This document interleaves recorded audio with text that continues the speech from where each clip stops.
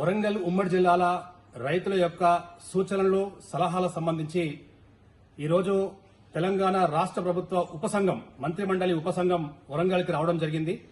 So ఇంతకుముందే ఆ ఉపసంఘం రైతుల యొక్క సూచనలు విజయవంతంగా పూర్తయింది.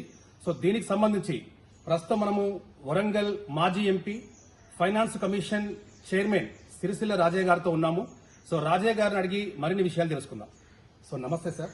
నమస్కారం. సో ఈనాటి రైతు సలహా సూచనలకు సంబంధించి మంత్రిమండలి సమావేశంలో ఏ అంశాలు చర్చకు వచ్చాయంటారు?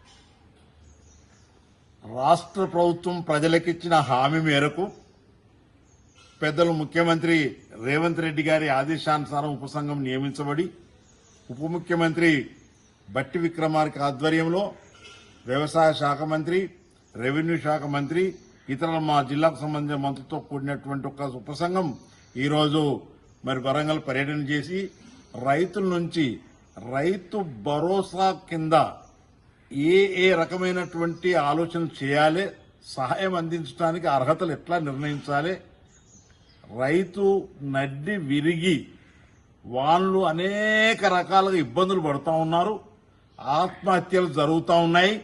ఈ ఆత్మహత్యలను ఆపాలే, రైతుకు అండగా ఉండాలి, రైతే దేశానికి శ్రీరామ రక్ష, వారికి సహాయం అందించే కార్యక్రమంలో మేము నిర్ణయం తీసుకోవటం కాదు, ప్రజలారా రైతులారా మీరు సలహా ఇవ్వండి, మీ సలహా మేరకు మా ప్రభుత్వం పనిచేస్తుంది అనేటువంటి నినాదం తీసుకుని ముందుకు రావడం జరిగింది. అనేక మంది రైతులు కాన్స్టిట్యున్సీకి 2 చొప్పున రైతులు వాళ్ళ సలహాలు ఇచ్చారు. దాని తర్వాత మిగతా జనం నుంచి కూడా సలహాలు స్వీకరించాం.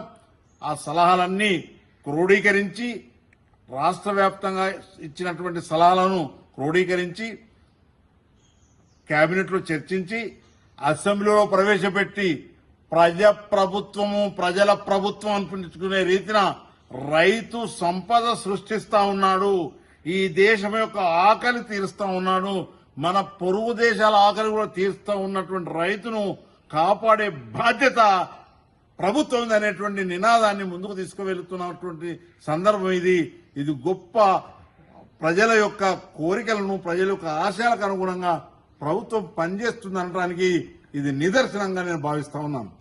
సో ఈ యొక్క సమావేశంలో రైతుల నుంచి ప్రభుత్వానికి ఎలాంటి సలహా సూచనలు అందాయి?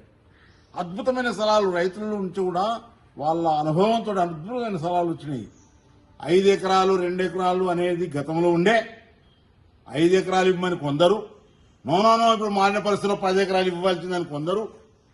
ఏమిటి మీరు ఉత్పత్తి కోరుకుంటున్నారా, రైతును ఏమని కోరుకుంటున్నారు, ఈ నియమం ఏంది, మొత్తం ఏ రైతు అయితే సేద్యం 5 ఎకరాలు ఇవ్వమని కొందరు, నోనో ఇప్పుడు మారిన పరిస్థితిలో 10 ఎకరాలు ఇవ్వాల్సిందని కొందరు.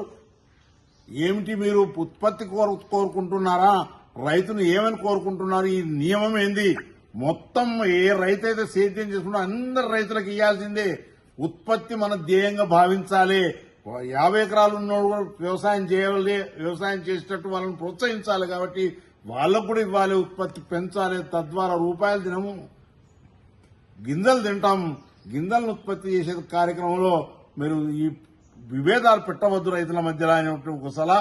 ఈ 3 రకాల సలహాలు వచ్చినాయి. ఈ మూడింటిని క్రోడీకరించి అత్యధిక జనం ఏం చెప్పిండ్రో ఆ సలహాల నిర్ణయాలను మేము ప్రభుత్వం ద్వారా పరిశీలన చేపించి అసెంబ్లీలో చర్చించి నిర్ణయం తీసుకొని ప్రకటించడం జరుగుతుంది.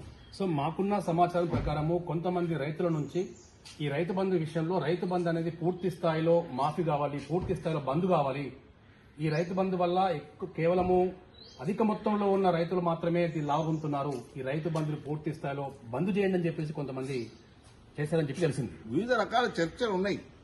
ఏం చర్చ అంటే ఉత్పత్తి కావాలి, సేద్య యోగ్యమైన భూమిని సమర్థవంతంగా వాడాలి, రైతుకు జరుగుతున్నటువంటి ఆయాసాన్ని తీర్చాలి అనేటువంటిది ఒక ఉద్దేశం. రెండవ ఉద్దేశం ఏంటంటే రైతుల మధ్యలో వైషమ్యాలు వద్దు, అందరు రైతులకు ఇవ్వాలని కొందరు. ఈరోజు జరిగిన సమావేశం ఆది అంతం వరకు మీడియా వాటిని డాక్యుమెంటేషన్ చేసింది, ప్రజలకు అందిస్తా ఉన్నది. ప్రజాస్వామ్య వ్యవస్థలో 4వ స్తంభం, ప్రధానమైన స్తంభం సమాచార వ్యవస్థ, అది సమర్థవంతంగా పనిచేస్తుందనడానికి నేను ఈరోజు జరిగినటువంటి మీడియా సమావేశం నిదర్శనం. దానిలో జై స్వరాజ్య టీవీ వాళ్ళు కూడా అద్భుతం, వాళ్ళు కూడా పాలు పంచుకొని మా వంతు బాధ్యత ఉంది, రైతులను చైతన్యపరుస్తాం, ప్రభుత్వాల యొక్క సూచనలు అందిస్తాం, సరి అయినటువంటి నిర్ణయం వచ్చే విధంగా మా బాధ్యత నిర్వహిస్తాం అని ముందుకొచ్చినటువంటి జై స్వరాజ్ టీవీ వారికి కూడా అభినందనలు, మిగతా టీవీ అందరికి కూడా నా అభినందనలు తెలియజేస్తాం.